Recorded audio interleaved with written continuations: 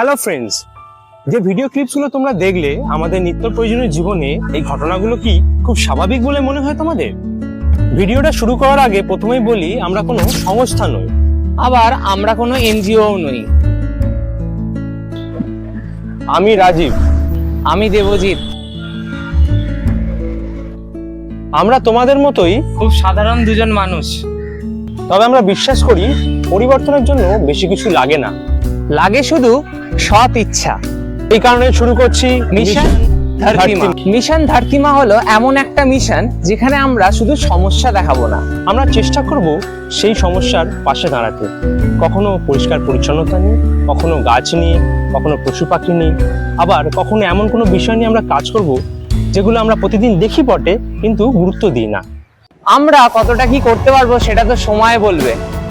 আজ আমরা একটা প্রতিশ্রুতি দিতে চাই, যতটুকু পারবো আমরা আমাদের ধরতিমায়ের পাশে দাঁড়াবো।